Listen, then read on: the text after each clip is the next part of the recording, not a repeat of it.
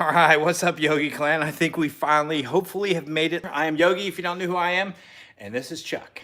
And we are here working on the Nomad. This is our first time going live. I tried to go live for Todd's wedding, and it didn't work out too well because I didn't have cell phone signal. I don't have much cell phone signal here, and the Wi-Fi is like on the other side of the house, so we're gonna hope this works. But what we're gonna do tonight is really get into the Nomad and see what it's gonna take to put it back together. Tomorrow, we're gonna order any parts if we need any last remaining parts.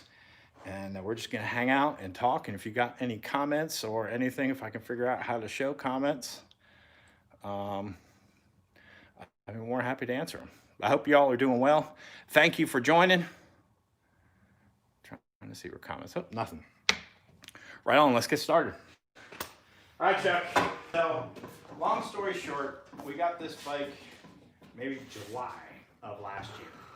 And we disassembled it, we got the engine out, and the whole reason why we're here is because of that plastic gear, right? Plastic gear, oil pump gear. That's an oil pump gear, right there. You can see it's pretty shredded. And the deal with a Nomad, this oil pump gear, is it goes, it's actually on the other side of the engine, but it'll go in from the outside, so the plastic is on the outside of the case. But the problem is there's a little washer and a clip that's on the inside of the case. So you gotta split the cases. You gotta take it all apart, split the cases for a 50-cent C-clip. Yeah. On a, well, actually we got a new one. We got a steel one. It was about 50 bucks. But on the Vulcan forums, there's a thing where you can cut a hole in the case and go in and take it off and pull it out, but then you now you got a hole in your case. And you gotta weld, gotta know somebody that can weld properly, and welding dirty aluminum's another whole story, so. Yeah. And then there's another kind where you can actually cut this shaft off, and then they make it where it goes over the top of it, but the danger with it is that it won't line up true on that shaft when you, it has a name for it. I forget the name, but it won't line up true, so it's not gonna, it's going to wear out prematurely because it's going to be wobbly. So the best scenario to do is to pull it apart, split the case, put the new gear in, which is where we're at now. And we kind of left off about this time last year, about Thanksgiving last year was about the last time I think we worked on this, maybe somewhere. Yeah, it was, yeah. It's been a minute. It's been a while. It's been a while. So we thank you, COVID. Yeah. So I have the computer set up over there with a schematic diagram on it. So we're gonna try to figure out, we did order parts. We do have, we ordered about 20 gaskets because it takes, unlike a Harley, I mean, a Harley has a lot of gaskets on it too, but this one's got. They're useless because they coil anyway. Right. So, anyway. But this one's got a whole bunch also. So we got all these ordered. We realized we're missing probably 2. And then I have the parts list from where we ordered it, but as you can see, you can barely read it. So tonight we had the computer pulled up. We can figure out the part numbers for the gaskets. We can, we're gonna take time for a minute. We really need to take the air compressor and blow this off and kind of clean it off because it's really pretty dirty. But really, we're going to take tonight and oops, trying to see this gear, oil gear here. Let me show you the oil gear. Just turn you around.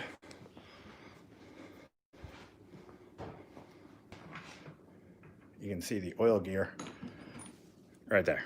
That's what we had to replace. That gear right there. So we need to put this back together. We need to put the top back on. I guess this would be the equivalent of like the primary on your Harley. Yep. In essence. Yep, this is the primary clutch side. This is more like a Sportster. Yeah. Where everything's one case, old Sportster. Yeah. What's up, Ozarks? And Baker, the owner of the bike, is watching. I know he's really excited right now.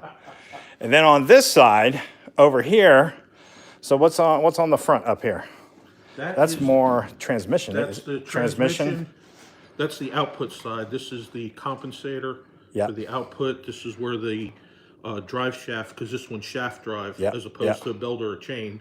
And that's where that all connects in. And this spring is, if something overloads, it will actually ramp over Right. rather than break stuff. And then we got the, will be the equivalent of your This is the charging system right, on this is side. the charging system on this side. So really where we're at now with this case being put back together, what's kind of your thought?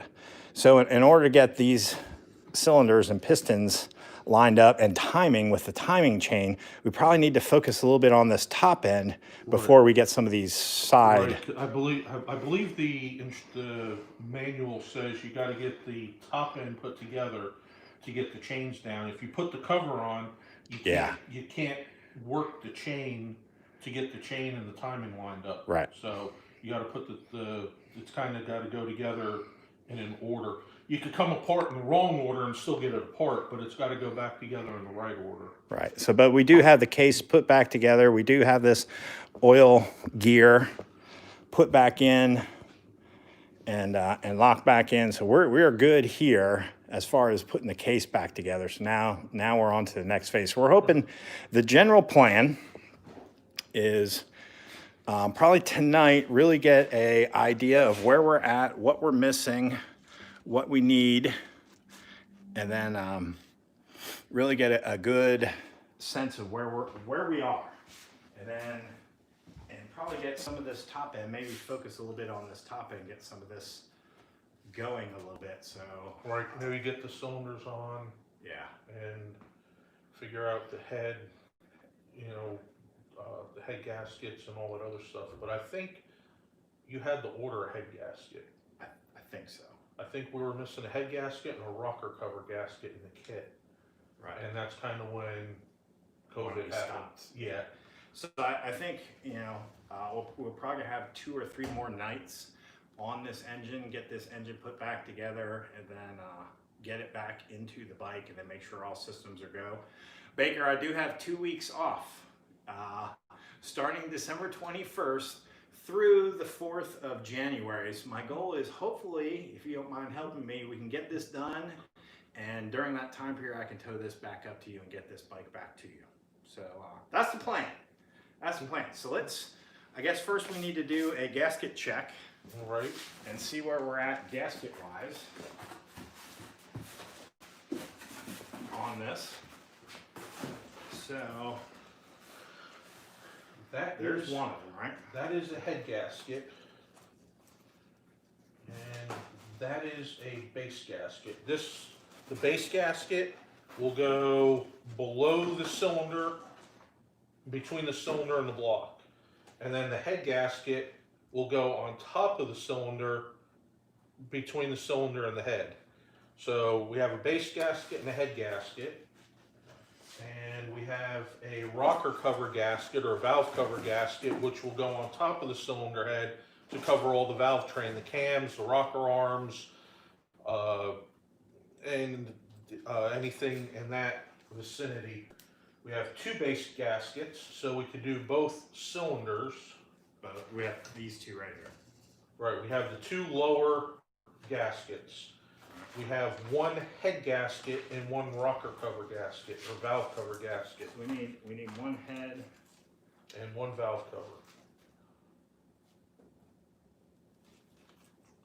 And the head gasket that we do have is part number. That's the head gasket. That's the head gasket. 1100413334. So we need +1 of that. And then that's the valve cover gasket. +1 of this. 11061. 1175 +1.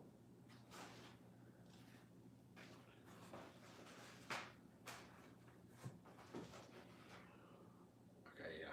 So that's, yes, okay. So that makes sense because on here I circled +1 of that, +1 of that. Okay.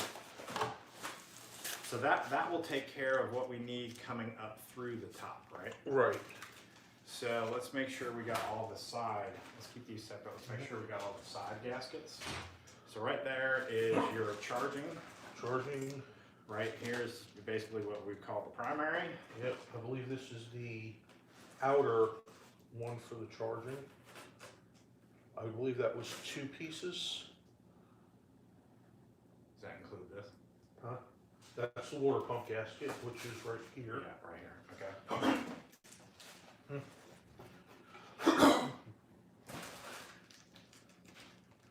And this is a thermostat, I think. thermostat, okay. I don't remember this. I think they call this a reed gasket. Gasket reed valve cap. But as far as major gaskets, I believe that's Just it. those two. Yeah. So I'm sure. Because I don't think that there was I don't recall a gasket being on the output cover. So you really you need these. Right. You need these next. Yeah, those will be the next. So let's show everyone our parts table. Because this is kind of fun. Where to store your parts when you're taking apart a bike. So right there in bin, going down through the table. There's all of our engine parts, plus my notebook. Ugh. There's all of our engine parts there. Oops. All the body parts, gas tank, and everything else is sitting on a table on the other side of the garage over there. So we have everything ready to go. We just need to get a couple gaskets. What else, boss? Well, we just gotta clean a couple gasket surfaces, blow this, and maybe sink the jugs down tonight. All right. Because we can't do anything with the heads until, well, we can put one head on, I believe. We can get both of these on, right? Because we have We, both the gaskets. we could do the cylinder. I don't know if it makes sense to just lay the cylinder on there because it doesn't, the bolts on the head is what crushes it all together. So I don't know if it makes sense to sink the other one or just build the one. And I'm not sure which, I mean, we could do either one because I believe it's the same part number, the same gasket. And we've cleaned a lot of the old gasket material off, mainly on this side, but we haven't done this up here. Right. We haven't done this over here yet. Right. So we do have to clean off some of the old gasket material. On the cylinders and the block. Yeah. Yep.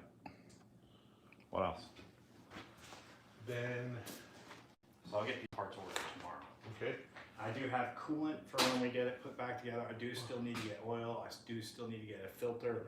I will probably need to get a battery to, because I think that battery's just old and dead. Old and dead. And I don't know what condition a lot of his hoses are in for his cooling system. Because I mean, this is a 99. They are kind of dry. Yeah. But hopefully they'll be okay. I believe so. Hopefully they'll be all right. So, do we need the air compressor next? Well, one or the other, we either gotta blow it off and scrape it and blow it off, or we could scrape it and blow it off at once. We probably should scrape it first because that's going to make a mess. Yeah. And how do we ensure that some of this crap doesn't get down inside? Maybe a couple rags. So we don't want the gasket material going down into the engine. Right.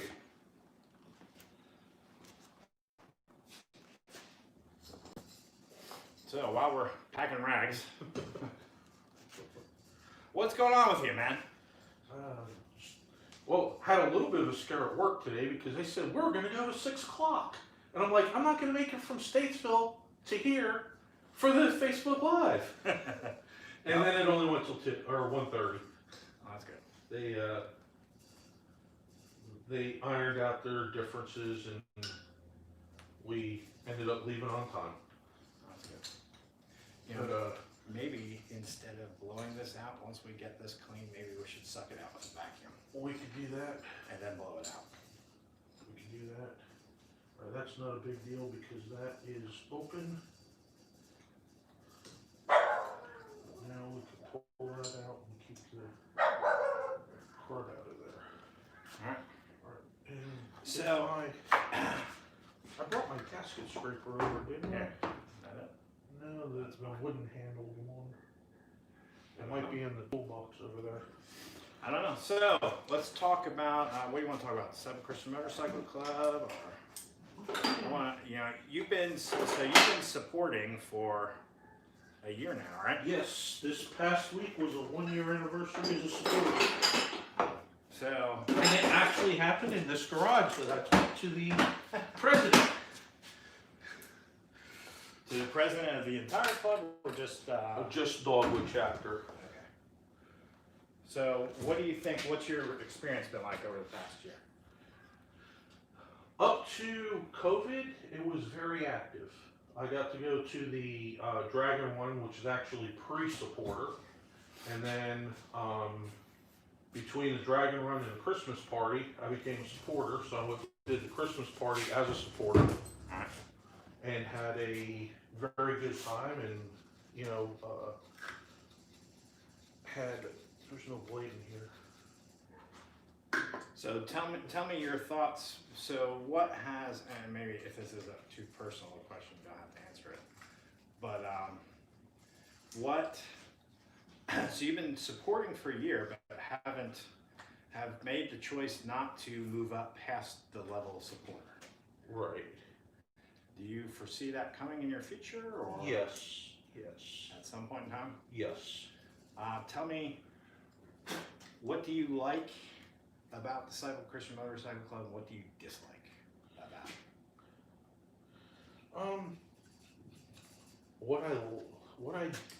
I don't know which one to start with, because there's not a lot that I dislike. I think it's a matter of misunderstanding or not understanding what it is, because at the supporter level, my access is limited on purpose. Yeah. So there's some things that happen that I don't understand, so I get a little confused on, although when I do ask, I get a honest answer, and sometimes it's, you just don't need to know. Right. So, but I don't think that there's really a dislike. Things that I do like are the way everybody interacts with each other. I haven't met anybody in the club that I'm like, I don't want to be at another event with that person. Right. So that interaction is a big reason that I do want to move up. I saw I can't put brotherhood in one word, like that, you know, that togetherness, that, you know, support each other. Yeah. But when we lost Mark this year, how everybody just rallied around, it was like I really felt a bond.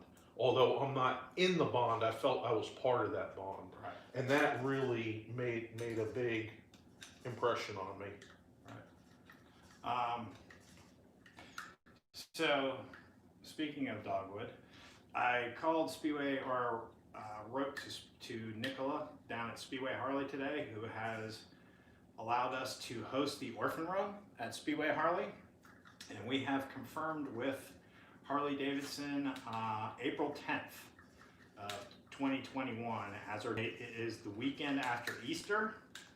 I'm going to be doing a save the date video for that, but you heard it here first on Facebook Live.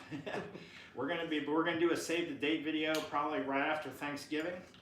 Also, I've decided to use some of our sponsor money in some different ways this year. We're going to use it for some Facebook advertising. So I'm going to do a save the date Facebook advertising, so keep an eye out for that. If you're not friends with Yogi Cycle Service on Facebook, I would encourage you to look it up, and that way you can stay in tune of what's coming down the road. Just Yogi Cycle Service, you'll find me on Facebook or Instagram, and we're going to post that flyer. I have the flyer from the Orphan Run done. Last year we raised $6,700. That is amazing. So with it, that's 50% more than you did the year before. Yeah, we did $4,000 the year before. So over 50% more in a year with COVID, when everybody's finances were tight. Yeah. And that's how much. That's the kind of thing I see from Disciple Christian, is how everybody pulls together and makes that difference. Yeah, yeah. I want to throw a warning. I just heard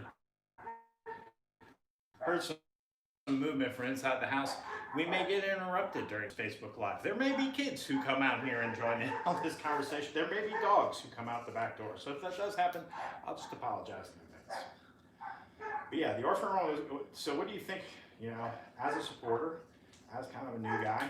I mean, you've supported the orphan run for a while, so I know you're kind of passionate about it like I am. Right. And just so everyone else knows, I've known Chuck since 2005 or 6. 2006. And when our family did our first adoption in 2011, and subsequently, because we've done a few adoptions after that, you and Renee really stepped up and helped our family through a lot of those adoptions with fundraising, with bringing meals, watching kids, or doing whatever it took to help us facilitate those adoptions. So Chuck and I have some history. We go back for a while, and I appreciate his family has done a lot to help us. Yeah, when you did the video on your Russian border trip, yeah, the Russian takeover, and my wife Renee was transporting Charlotte back and forth to school for you for that week because nobody else had the availability. Yeah, so you remember exactly when all that was happening. Yeah, because you were in the loop of what was going on in life. Yep, it was. And not to change the subject, but my wife was driving Charlotte, and she gets into the car, and as soon as she sits down and puts her seatbelt on, she leans forward and she goes, "That's not my music." That sounds like Charlotte. That sounds like her. So, you've seen the orphan run grow over the years. What are your thoughts about it? I think it was well. I enjoyed the escort this year. I think that went very smooth. I think it takes some pressure off of the way that it was done previously with the blockers. I think that takes some of that pressure off the club having to be in that position. Yeah, no, I did get some hate mail for previous years. I had one guy on my post say, "I would never ride with those guys. Those guys are horrible. They're dangerous, blah, blah, blah." Well, the thing you don't know as a general person is, in the front of the pack, it may be normal, you know what I mean? And everything may be cool. We're not speeding, but in the back of the pack, it's usually a different story, and if the general public is in the back of the pack and all the club guys are in the front, they get a different experience on the ride than us in the front do when you're in the back. Well, yeah, and I think part of it is because of the discipline of being in the club and riding like that, and being a civilian and riding in support. You kind of have two different riding groups. I remember though when I was in the hog chapter. In the hog chapter, it still felt like if you were in the back of the pack, you're doing 200 miles an hour to catch up. You know what I mean? Well, because I believe what happens, and this is my theory, is you get one or two people in the middle that aren't paying attention, so they roll back, realize that people have moved up, and then they race to get up there, and then you have all this accordion from mid-pack back. So we went on a ride. I'm not going to name the group that it was with, but there were you weren't on this, but it happened about a year or two ago. And we were on the ride. It was 3 of us, and we were riding bar to bar. And there was a guy on like a Road King who tried to catch up to. So it was 3 of us. So it was me, our president, and then the guy who was acting secretary behind us. And we're in the middle of this pack. And this guy on the Road King is trying to ride bar to bar next to one of our guys. Well, as he's doing it, not only is he wearing shorts and sneakers, but he's riding one hand on the throttle, the other hand holding his cell phone, and he's texting as we're heading down. And this is heading down like George Lyles Boulevard, which is a 4-lane road, but there's a ton of stoplights, and he's sitting there holding it with his shorts and his sneakers and no socks, texting on his phone. And I'm watching this in my rearview mirror, and the guy who's behind me from our club is just like, "What? What are you doing?" And it was bad. It was bad, but a funny story. But anyways, so we did have the orphan run this year escorted by probably about an 8-man sheriff escort. Yes. Which did a great job. They did a great job. I think that I was closer to the middle of the pack, and it was very smooth and very comfortable. So that said, I reached out to the sheriff again today and said, hey, here's the flyer of our run. April 10th, the weekend after Easter, please put us down for escort because they want you to have a 90-day advance notice. So we hopefully will be lined up. I haven't figured out what route we're going to do this year, but that'll come. I'll probably figure that out right after New Year's. Well, you had to change the route because of a bridge closure that was... Yes, that was out. So...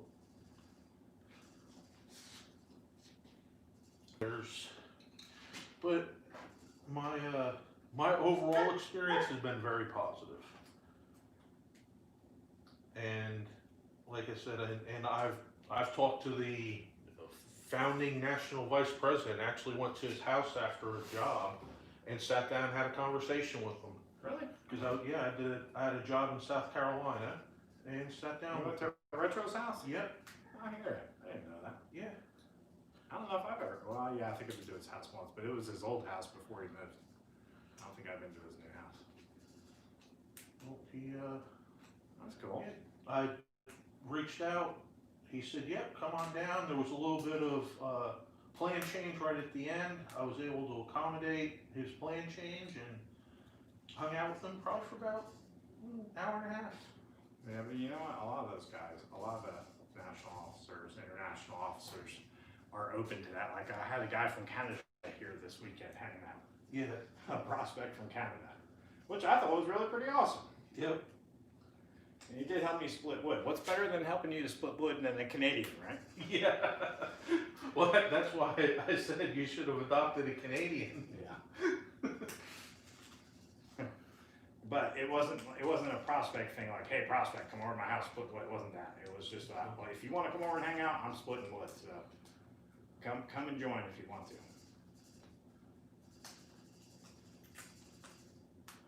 I think we got most of this. Yeah, I think so. Sorry. Oh, you're good. Just trying to get some of the bulk off. Let's see if I can find any comments. If there are any comments. Man, I appreciate you all joining in though. I really do. I don't know how to see the comments. My first Facebook Live. So we're just kind of having fun with this. So Iron Saturdays. You go to a lot of Iron Saturdays. Yes. What do you think of Iron Saturday? I think that it's a great on two fronts. It's a non-pressure event that everybody gets to kind of practice the way they need to be, and we stand around and literally now stand around. Again, thank you, COVID. We used to have tables and chairs. So we stand around and talk about Bible verses, specific Bible verses, not just arbitrary. It's not just an arbitrary conversation. It's structured, and and each person brings something different. And when you have a large group, it's cool to hear all the different views that people have and how they all kind of intertwine with each other. But I enjoy Iron Saturday because it's like old school church, where Jesus would sit on the steps of a building and talk about God, his dad, however you want to word it, and it's kind of what we do. It's not an organized, structured mass per se, but that's what we're doing. We're reaching out and building everybody's Knowledge. Thank you. Yeah. You got any plans for Thanksgiving? We're just getting my dad over, I believe, and my daughter's fiance's mom and stepdad. So. just a small group, and they are pescatarian. They only eat fish. Oh. So they don't eat. They're not. They're mainly vegetarian, but they will eat fish. So I will pick up some salmon or some trout and make that for them, like I did last year. But that's my dad rolled his ankle the other day. Yeah, I saw you say something about that. So, but that's that's what we're gonna do for Thanksgiving. Right on. I'll deep fry a turkey. I already got that going. Speaking of, I told David that I would give him a recipe on how to deep fry a turkey because he said he wasn't impressed with it last year. So he's not going to try it this year. Too many people to mess it up, but he'd like to try one. So I told him I'll give him some pointers because I've been doing it for about 7 years. I don't think I've ever deep fried or eaten a deep fried turkey. No, I have eaten deep because that's not like how Renaissance Festival does it, right? I don't think they're deep fried. I don't think they're deep fried. The turkey legs. I mean, I think that they're slow cooked smoked. Because that skin has like a unique taste when it's deep. It's like crunchy, isn't it? Yeah. Yeah. Almost like a potato chip. Yep. But I have done for the last 6 or 7 years, maybe longer. It might be. It's between 7 and 9 years I've been deep frying a turkey. And actually won the deep fryer from the Snap-on man during one of his giveaways. If you buy this socket for $400 and make payments on the rest of them for the rest of your life for $50 a week, we'll throw your name in a hat for a deep fryer. I'm like, sign me up. Yeah. So all right. So you brought up a good topic. Snap-on tools. Okay. Obviously, they're good quality. They come with lifetime guarantee. For somebody like me who this is not like my day job, is paying those prices worth it? No. With this exception, there are some tools that you do not want to play games with when you're working them. And not that I want to spend a lot of time on this, but like this ratchet it's very fine tooth. So when you put it on there and you turn it, you don't have to turn it far to get it to the next click. Right. And when you're in a tight spot with this long handle, not far is important. Right. Okay. So if you're working, the general guy who's working, I mean, we worked with coarse head ratchets forever. I mean, they work fine, but if you got some stuff that it's like, there's some that when you put it in your hand, you're like, wow, this is really nice. Because the Snap-on guy comes once a week to your shop when you work in a garage, and they have the payment options. It makes it easy to build. It's expensive, but it's easy to build a kit as opposed to going to like Sears or Lowe's and just buying a bunch of tools and then needing to get back there if something happens. I mean, it's 6 of one, half dozen of the other. How many Lowe's ratchets can you buy for what I paid for this one? Probably 3. So that brings up another point. I don't know where I put it. So I bought from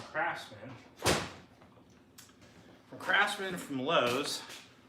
I bought this Torx bit set, and one of these, when trying to take off a derby cover, it snapped the Torx bit. And it's a Craftsman, so I'm like, hey, I'm gonna go back to Lowe's. I'm gonna swap this out and get a new one. Well, I went back to Lowe's.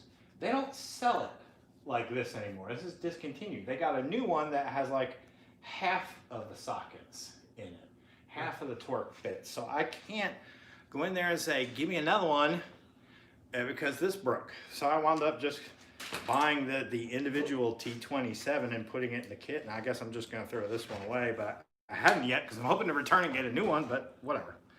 So, you may go to Lowe's and buy those Craftsman tools.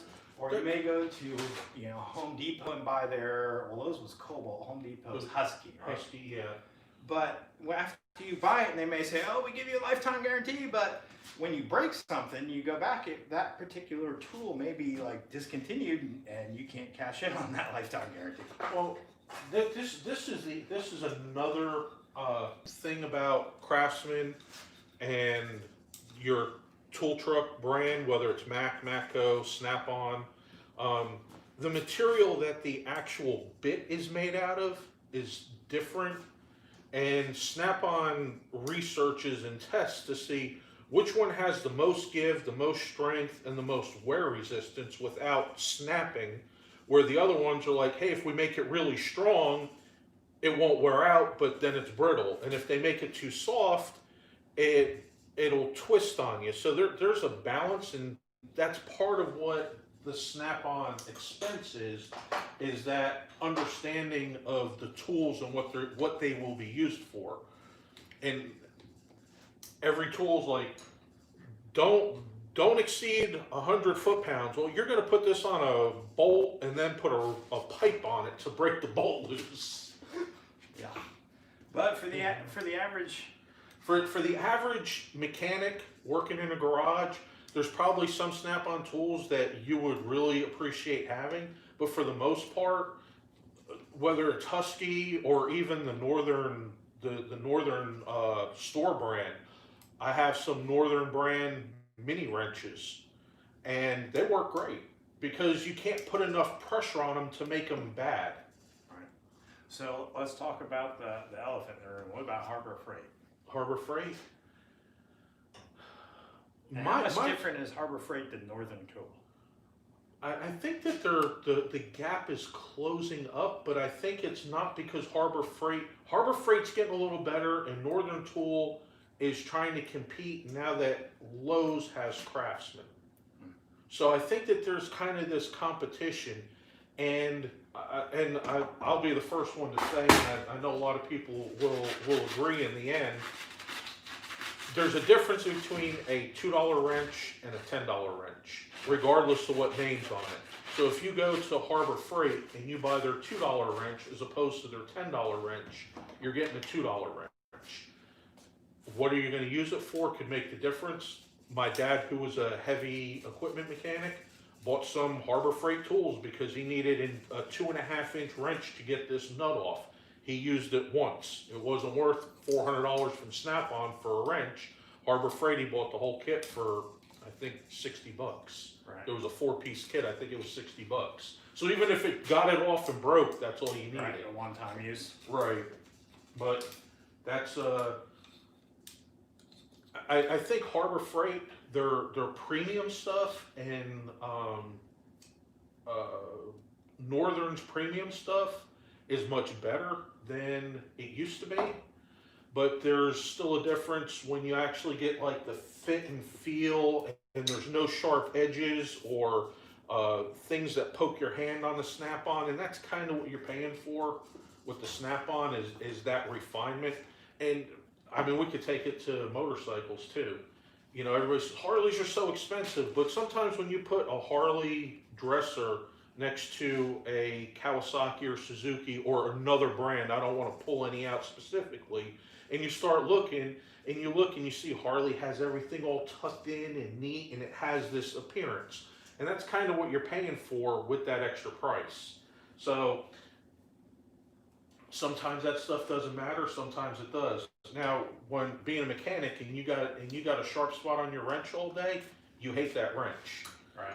Being a backyard guy and you use it, a couple nights a week or a couple times a month, it's not a big deal. So I don't think that they're bad overall if they get the job done, but sometimes you'll get them where you put the wrench on and you use it for a little bit and you notice it doesn't fit right anymore. Right. It's not as tight as it used to be. Not as tight as it used to be. All right, so. I'm trying to clean some of this sealant we used when we put this case back together. I'm hoping we adequately covered it so it doesn't have any leaks. If this were to have leaks. If it was to have leaks. If when we put this sealant on there when we put the case back together and it has a leak coming from somewhere. Is there a way to fix that without pulling it all apart and splitting the case and fixing it? There are a couple. Not that I'm hoping that this happens. There are a couple of tricks that do work to get sealant back in there. Other than JB Weld? Yeah, and I know people that do that too. There are a couple of seeping sealants. Loctite makes some that you can put on there, and it'll actually go in and seep in. But it's not for anything big. Like you couldn't fill in a big gap. Right. But if it's just a little like hairline. a hairline, they make seeping sealers that will go in there and seal it. If it's on the bottom, can you like squirt it up in there to? I don't know that much more about of a gravity type thing. Yeah, I don't know that much about underneath. I know that my dad worked for John Deere, and they had some at John Deere because a lot of their cases were split cases like this. So you put the sealant on there, and if you had a leak, you were able to clean it and put this stuff in there. And I don't know the whole thing, but I do know it's available because me and my dad have talked about it. So what we're going to do here, putting this top end on this Kawasaki Nomad, how, in your opinion, and you may not know the answer to this, how similar or how different will it be? So this winter, I want to basically get down to this level on my Fat Boy. Right. I want to get down to this level. I want to replace all the seals. I got 50,000 on the engine. Right. I know the top end has a little bit of leaks to it. I figure if I'm taking the top end off, I might as well go all the way down to this level here and then replace all the seals going up through. How similar or dissimilar do you think? It's similar in the aspect that it's two separate cylinders and two separate heads. The difference comes in on the Fat Boy is it has push rods. The cam is inside the cam chest. So you have push rods instead of timing chains. Yeah. So when you disassemble the heads and the cylinders, the push rods become free. So in that, it's just a true head with one true cylinder, and right. That's it. None of this other crap right. comes. Yeah, none of this other stuff here. Right. Well, we got an example. Yeah, we do. We got an example from our eBay parts, right? Yep. So honestly, it'll probably be a lot less work on that bike than it will be on this bike. Right, because the timing. And you can see here, this one has that slot in it. That's where the timing chain goes through. This one where that groove is where the push rods would sit. So this one, to actuate the valves, is external. This one, the valve actuation system, is internal. So this would go onto the engine, and then the timing chain will come up through there. This one goes on the engine, and the push rods are on the outside. So that's the basic difference. And then the rest of it's kind of the same. So you're not really any different there. So, and that's really why when people are like, oh, you work on Harleys, you don't work on metrics. But really, how much difference is there between, I mean, it's a motorcycle with an engine, a transmission, a drive, two wheels, forks, seat, gas tank, wiring. It's a motorcycle. And like the front end, I have a 1981 Harley, and the front end is the same Harley, the same front end that came on cruiser bikes from the Japanese line. It's a Showa front end. So it's the same tubes, the same forks. The outside of the tube is different, but everything else, there's nothing special about it. So it all comes apart the same, goes back together the same. Here again, because this is, the cams are on top instead of in the middle of the motor, now yours has two cams. Right. Some Harleys only have one cam. The Sportsters have four cams, but they're still actuated by a push rod. So you have a separate cylinder head and a separate cylinder, as opposed to having like an inline where all the cylinders are one piece The and the cylinder head is one piece. That today I mistakenly called a valve body on, Yes. on my video. That cylinder head? That cylinder head. All right, we're going to correct that now. That's a cylinder head, not a valve body on today's video. That was really sorry. My bad. But because and it's just it's not that On the Harley, there's the crank gear and the cam gear and an idler gear, and you just have to line up the dots. At least on my shovel head, the twin cam, you have some timing marks that you line up. There's the two cams, and you line the two dots up together. Right. Like that. You put the chain on, or they're geared and they go together. And when the two dots are lined up, your timing's right. The cam timing's done. Then the cam timing to the crank. On this, can we spin this a little bit?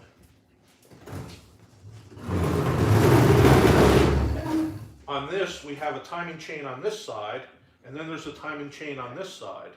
So we have to do all of make sure that the timing, the valves open and close to where the piston is in the bore at the proper time for it to run on both of them. So it's almost two individual motors as opposed to one timing chain, one timing chain timing both cams, which is typically how a car is. They have one timing chain that controls both cams or one timing belt, but four-cylinder has one. Like the V8 Fords have two individual timing chains like this, but they're both up front and they're both right there. They're not on opposite ends. Now, as far as reliability, everyone always talks about the Japanese bike versus the Harleys. Well, I think that there's twofold in that. I think that one of it was there was a time when the Harleys were definitely not built with quality. The 70s and early 80s when AMF had them, like my shovel head. They were just built to just be built because it was a sideline for AMF. It wasn't the company. Right. When Harley took over and the Evo came out, the reliability came up. But it used to be a shovel head motor, 40, 50,000 miles. That thing was wiped out. Now, an Evo, 100,000 miles on an Evo or a twin cam was, I don't want to say norm, probably 70,000 on an Evo, and it was really getting tired. But a twin cam, 100,000 miles, and it's still decent, it's still a decent motor. I think the other thing was because the Harley motor design is so different, it's more abusive internally by design than the imports, whether it's German or Japanese. Harley uses what's called a fork knife rod, and it's there's no cap on the rod to take it off the crank. It's solid. Kind of, believe it or not, it's almost the exact same bottom end that you would find in a World War II radial engine fighter plane. That's what that motor is based on. Right. So the one rod is it has a V in the bottom, and then the other one is a single, and it runs 3 sets of roller bearings. The fork rod has 2 thinner sets of roller bearings on each side, and then the knife rod has 1 wider roller bearing in it, but they sit together within each other. And just that design, because they're only on a 45-degree V, it makes it's not a even firing order. So you have, and that's where Harley gets it lump, right, the potato. 60-degree, it's more self-balancing. A 45-degree, it's very difficult for it to be self-balancing. So there's just that internal beat up of it. Is that how the imports are able to kick out more horsepower and torque, it seems, for the same similar size engines? Yes, because the and I will argue with anybody that the Milwaukee 8 is the most advanced air-cooled pushrod V-twin motor on the market, because nobody else is doing that. They're all doing something different. They've all moved past it. But Harley has taken that to the extreme of performance and technology for what that is, because the bottom end is still the same. If you take apart a knucklehead and a Milwaukee 8 and laid them out, they're so similar. I mean, you know the differences, but they're so similar. It's like they didn't change anything. Right. But it's so advanced because it's so different. Right. I mean, technology-wise, I think that the cooling, the Japanese went water cooling decades ago, and that made a big difference. Harley, the V-Rod came out in 2000, 2001, that was liquid cooled, and it was shunned on because the old school guys didn't want it. And now they're hybrid liquid cooled. But the liquid cooling just keeps the cylinders more consistent. With the air cooling, when you pull up to a traffic light, your cooling changes. When it's cold out, your cooling changes. When it's hot out, your cooling changes. With liquid cooling, because of the thermostat, it's all within that tight 40 or 50 degree parameter, so that cylinder stays more round all the time. Right. And with the air cooled, it expands, cracks, and all that is just wear, and that's where it comes from. Okay. Interesting. Way technical, but that's Interesting though. So, and I don't honestly think that a newer Nomad style bike, its engine is really all that much different than this. no, it's not, because this was I don't want to say so advanced, but it was so up to date at its time.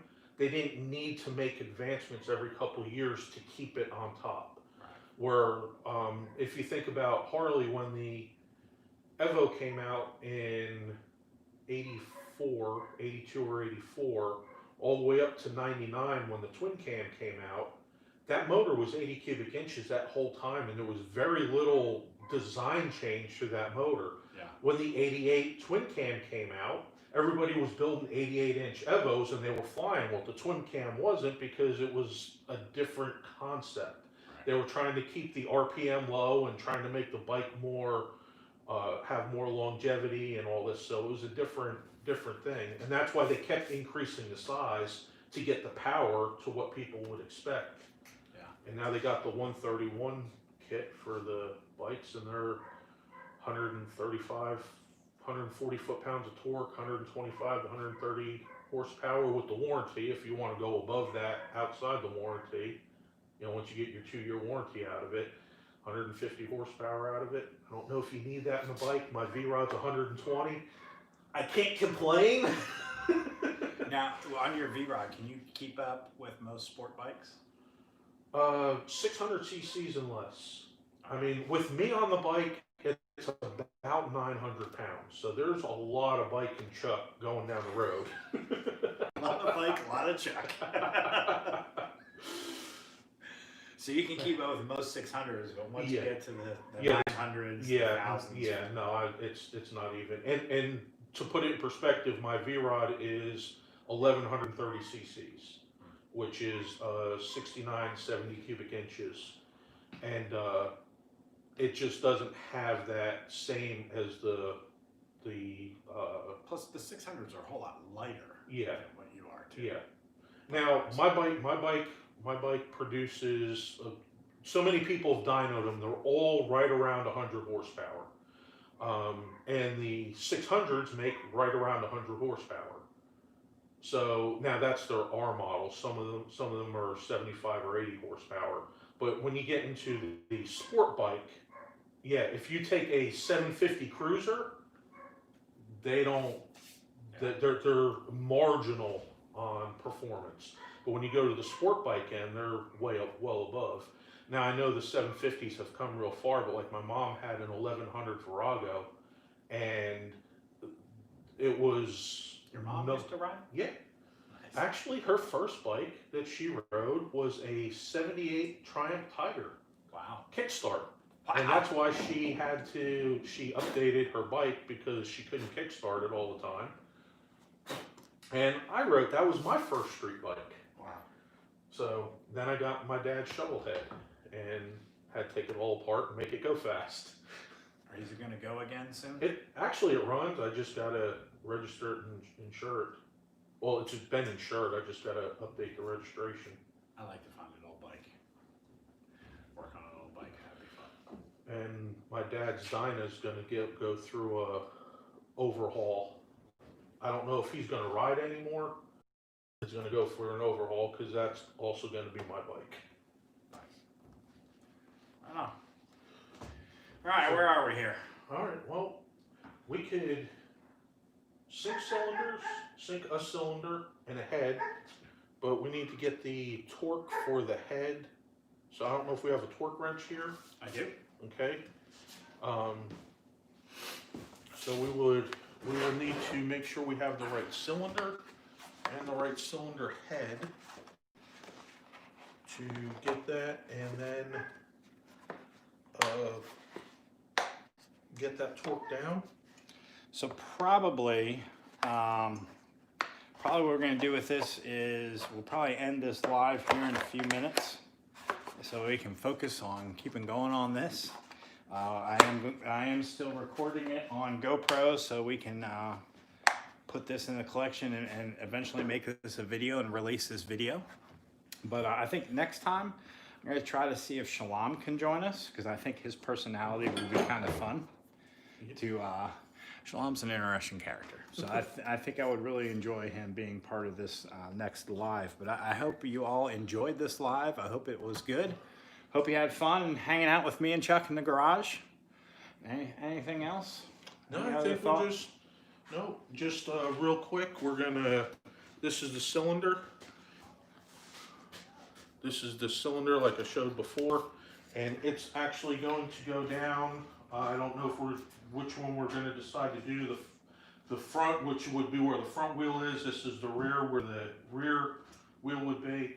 But this will go down here, down over these studs, and slide down with the gasket down there. And we got to compress the rings to go into the cylinder bore. And that's what I was going to mention real quick. Harley and a lot of these have a taper here, so you could get the ring to go in there and slide in. A little tricky. You got to know what you're doing. It's not just put it down and beat it down with a hammer. So there we go. That's what we're getting ready to get into. So I appreciate you joining us, and I appreciate your support in this first ever live video from Yogi Cycle Service. So thank you for joining, and we'll catch you. We'll put out maybe right after Thanksgiving. We'll adjourn again and do another live video. But I really appreciate you guys joining and your support. And thank you very much. And if I don't talk to you, have an awesome Thanksgiving. Yes, have a safe, COVID-free Thanksgiving. Yeah, really. And maybe someday we'll eventually get a president. We don't want to talk about that. No politics here. No, but you know they say only 10 people over for Thanksgiving. Yeah. But you could have 30 people at a funeral. Yeah. So I'm inviting everybody over for the death of my dead turkey. Dead turkeys. All right, y'all. I don't know how to end this. Let me figure out how to end this. Maybe hit X. I'm afraid to hit X. All right, y'all. Have an awesome week. Love you guys. Peace.